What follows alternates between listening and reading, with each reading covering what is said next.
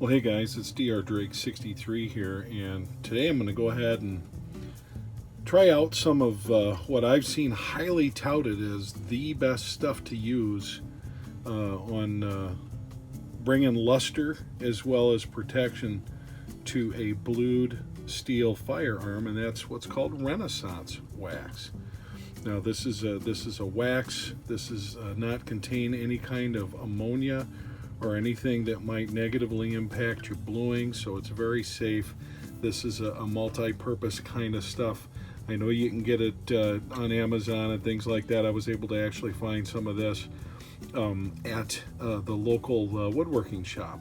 So we're going to go ahead and see what this can do on the finish of this Colt. This is a Colt Trooper Mark III, and it's not looking bad to begin with. It's definitely got its challenges though. You know, where the bluing's worn off with holster wear and some different areas, and just very curious if applying this is going to make it look any better. So we're getting some before shots certainly here for purposes of comparison, and we'll compare these same shots when we're done. Now, what it's not going to do is bring back the bluing on areas like this where it's come off with wear. What it will do though is protect it from rust, or at least that's what the product claims, and that's our biggest concern. So we shall see. But here's our before picture, and you know, this is something I've already cleaned up, so this isn't some rundown piece of hardware we're looking at. But can we make it look even prettier? We shall see. So what I'm going to do is I'm going to follow the directions here, which say apply sparingly with a soft cloth and buff gently, and it dries instantly. So this doesn't sound like a lot of work here, but I am going to go ahead and take these grip panels off, or as some like to call them, stocks. I'm going to take these off, and we're going to see how we can do with this.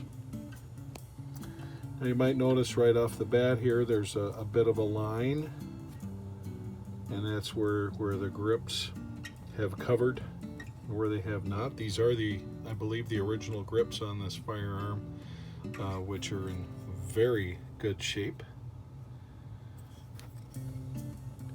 So, but just gives us a little better idea what we're working with here.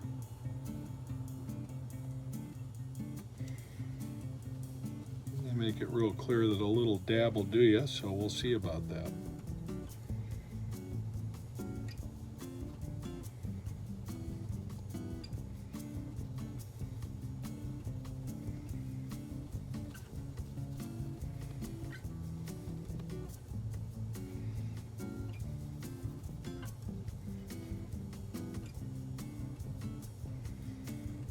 You see some of these parts where this is ribbed. Actually, that probably needs a little bit of a work with a toothbrush, but we'll come back to that.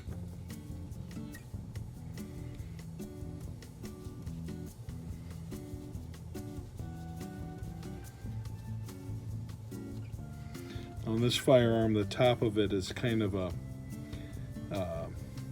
it's not shiny at all. It's very matted down, bead blasted, and that's meant to cut down on glare.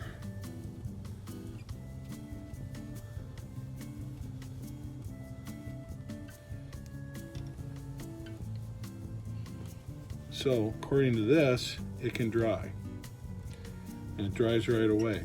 So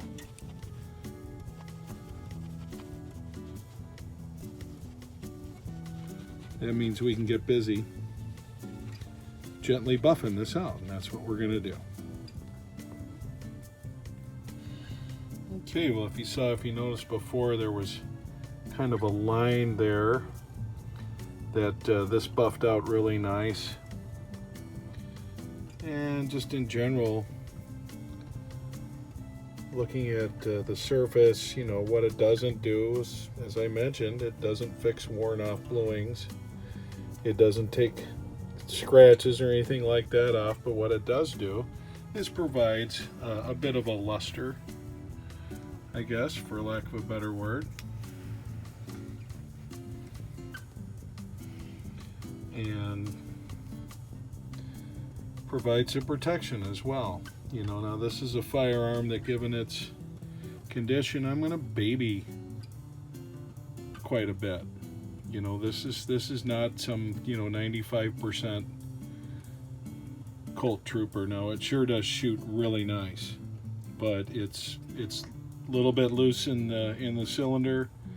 It's just going to continue to get that way, and ability of people to work on this is pretty limited. So I like to protect it any way I can. This seems to be a good way to do it. Let's put these stocks back on and see how it looks.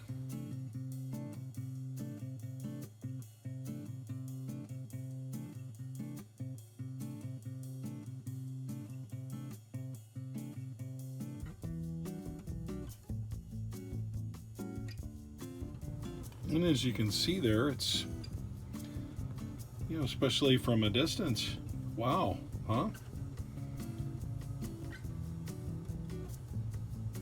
A lot of luster that I would say wasn't there before.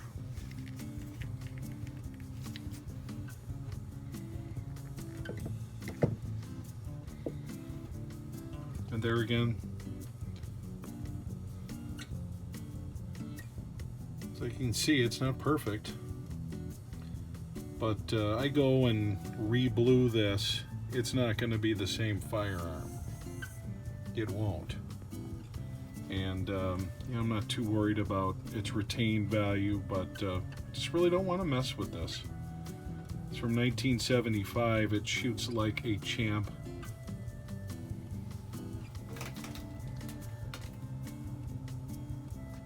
Very pleased with this. Would love to get another, and they're out there.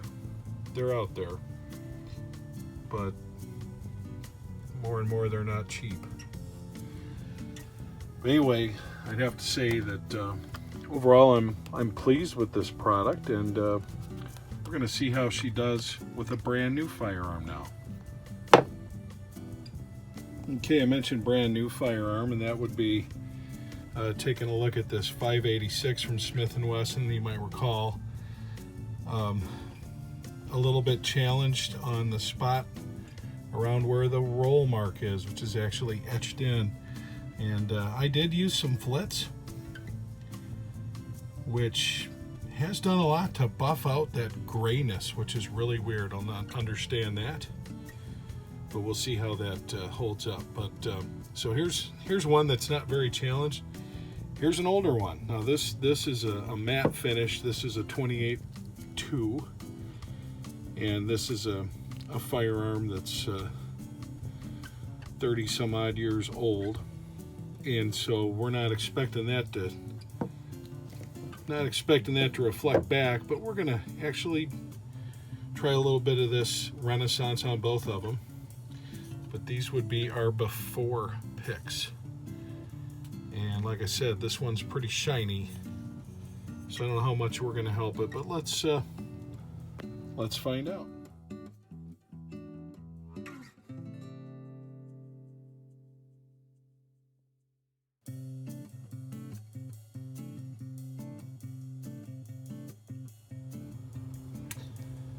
So this is how these two guys look with the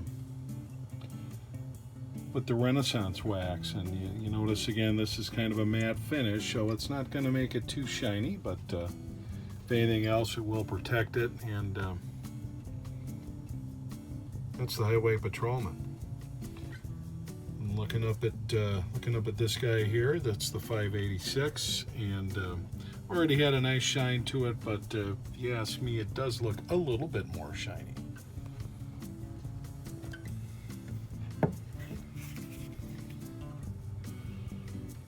I'd say almost looks like it's almost a nickel finish, as much reflection as you get.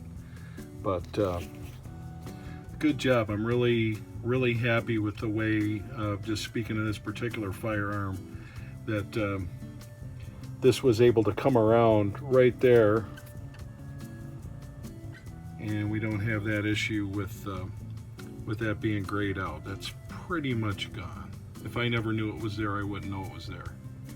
So we'll manage to not have to send this in and get it re-blued, because when you do re-blue, you gotta take the gun all the way apart, and there's a chance some other part might not be perfect. So that one looks good. And again, talking about the 28-2, you know, expectations here aren't that it's going to be looking like that 586, because it's just a different kind of bluing, but it looks good. It looks good. It's got a little bit of a luster to it that wasn't there before. So overall, I got to give thumbs up to Renaissance Wax. Like I said, it's something that a lot of guys have been recommended, and I figured why not try this stuff out. In the past, I've used this Johnson's, and it's not bad, but I think that this is a little bit better. This is something that's been used by museum curators and folks like that for a long time. Comes highly recommended, and based on what I've seen, I would recommend this product.